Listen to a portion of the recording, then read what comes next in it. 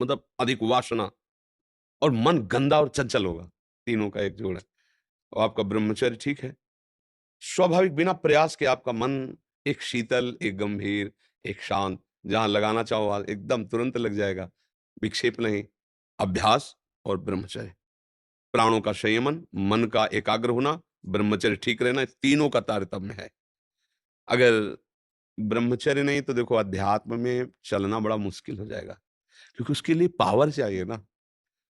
हम देखो अभी आपको 10 दिन थोड़ा-थोड़ा भोजन इतना केवल दिया जाए, तो आपकी स्मृति गड़बड़ाने लगेगी।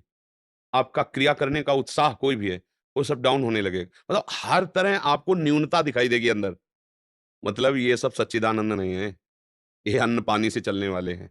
मतलब इसको पावर से चलाया जाता है।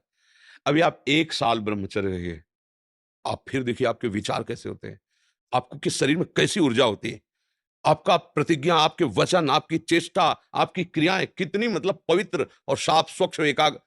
अब हम लोगों ने ब्रह्मचर्य को एक मनोरंजन समझ लिया। अब कहें मन एकाग्र तो कैसे हो सकता है बताओ?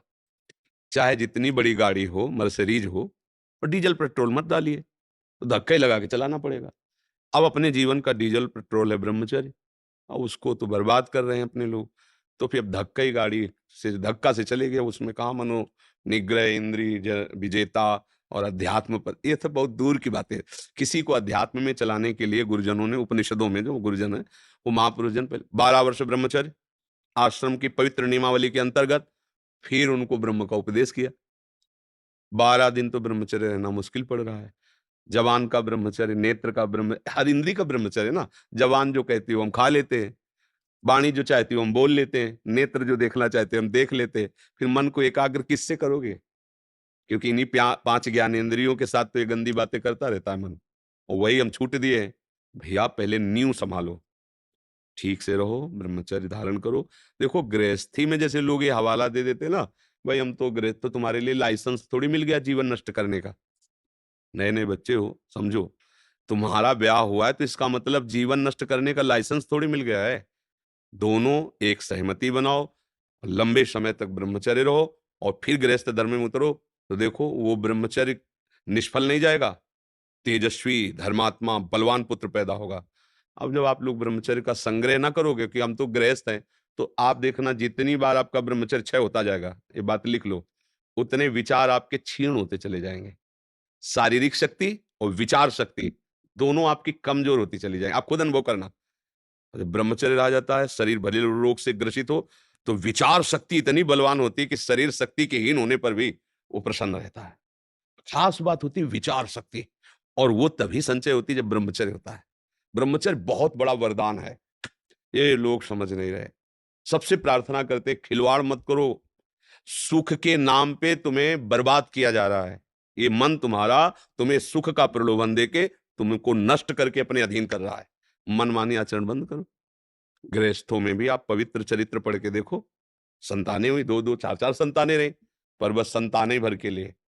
तो तेजस्वी, सत्यवादी, धर्मात्मा ऐसे हुए।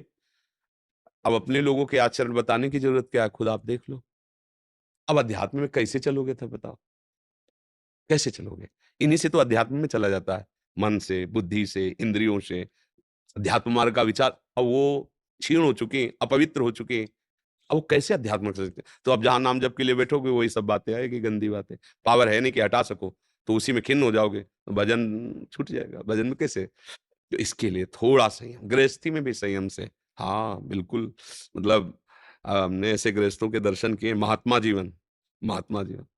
हम अपने पिताजी की बात बताएँ, नंगे पैर हल जोतते थे, कभी जूता नहीं पहने, कभी सिलवा के वस्त्र नहीं पहने। ऐसे ही चद्दर बाँध ली, नीचे मार्किन की चद्दर लगा ली, हल जोतना, किसान आदमी।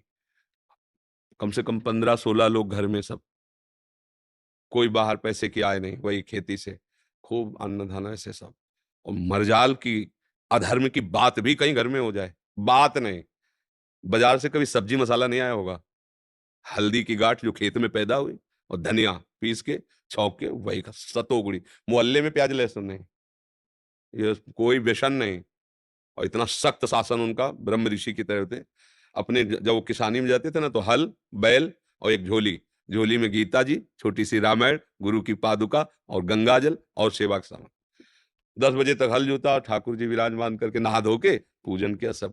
पहले उनका जो भोग पहुंचा तो खड़े होकर पहले एक बार ऐसे देखते कोई साधु महात्मा दिखाई दे कोई, जब नहीं तो बैठ गए भगवान का नाम जपा। और ऐसे कि उन्हीं का प्रभाव, उन्हीं का प्रताप कि देखो अपने लोग भगवान के मार्ग में, बचपन से भगवान के मार्ग में, उन्हीं का संस्कार, अगर उनके अंदर तप और पवित्रता ये ना होता सही ना, तो हमारे आचरणों को कैसे बल मिलता? संत महात्मा घर आते, सेवा होती उनका चरणा, पूरा परिवार। अगर हम संयम से नहीं चलेंगे ना, हाँ, तो